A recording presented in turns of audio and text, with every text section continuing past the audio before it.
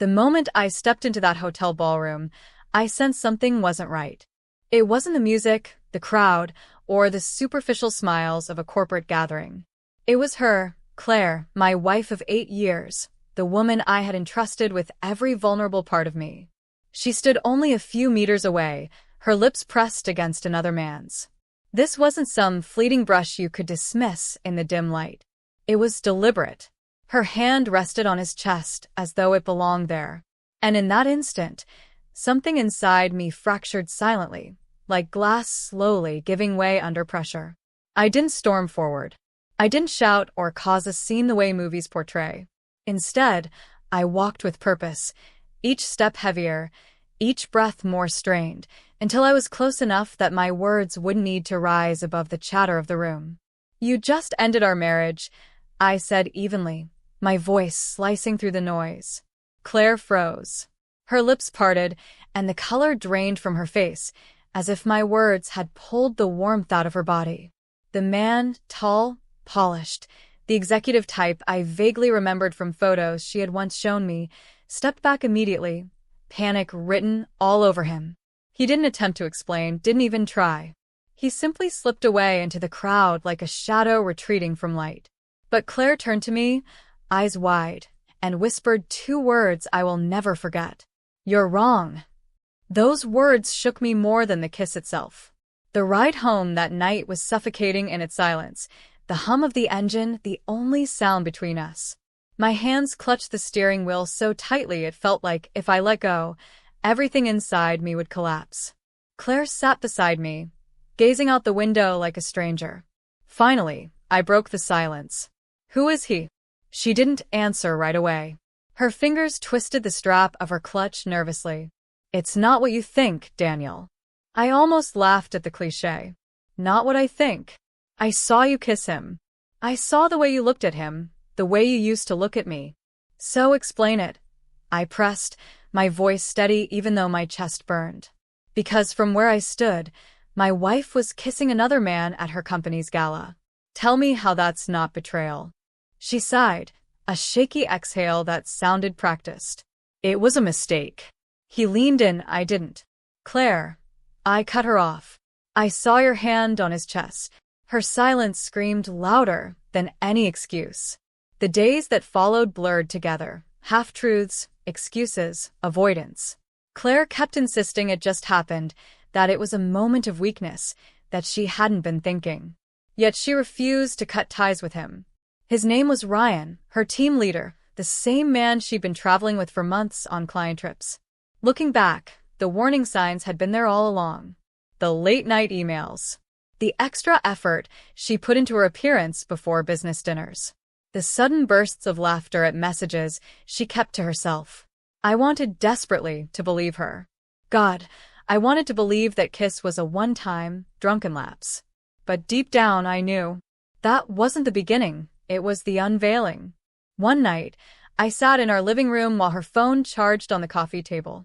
She was in the shower. My hand hovered over the device, my conscience battling with desperation. "Don't snoop," one side whispered. "But she already betrayed you," the other answered. "If she has nothing to hide, you'll find nothing." I unlocked it. The truth spilled out in front of me. Hundreds of messages disguised in a work chat. The tone was undeniable. "Miss you already. Last night was amazing. Can't wait for our next trip." Photos. Selfies. Inside jokes I was never part of. My stomach twisted. By the time she walked out in her robe, I was sitting there like a ghost, her phone open in my hand. "Daniel," she whispered, pale. "You went through my phone."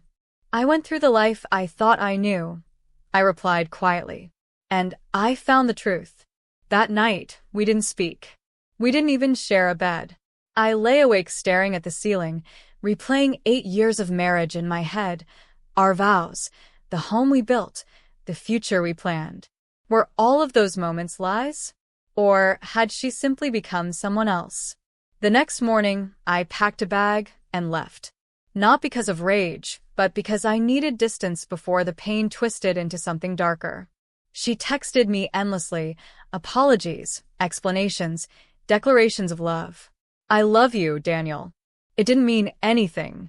You're my husband. He's no one. But betrayal doesn't require meaning. The act itself is enough to poison everything. A week later, Claire showed up at the apartment I was renting. No makeup, no polished image, just a woman undone, eyes swollen from crying. "Please, can we talk?" she asked.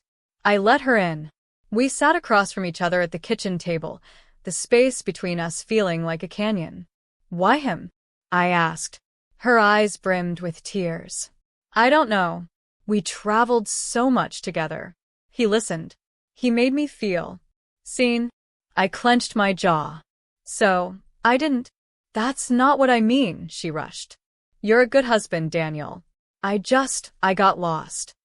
I stared at her, searching for the woman I once fell in love with. Lost is forgetting an anniversary. Lost isn't constructing an affair behind your husband's back. "It wasn't supposed to happen like this," she murmured. And in that moment, I realized her tears weren't because she lost me. They were because she'd been caught. The divorce didn't happen instantly. I didn't run to a lawyer the very next day. A part of me, maybe the naive part, hoped she would fight for us. But her idea of fighting was shallow. Flowers, texts, "I miss you." Never the hard work, never true transparency, never cutting him off, never fully owning what she had done. I confronted Ryan once. Called him from a number he wouldn't recognize. "You destroyed my marriage," I said. He sighed, irritated. "Look, man, it wasn't serious." "She's the one who—" I hung up before he could finish. "Not serious." As though that somehow made it easier to swallow. As though reducing my wife to a fling dulled the pain. Months passed. Papers were signed. Friends chose sides. Her family pleaded with me to forgive her, to remember the good years. But forgiveness isn't a switch you flip because others feel uncomfortable. 6 months later, I ran into her at a coffee shop.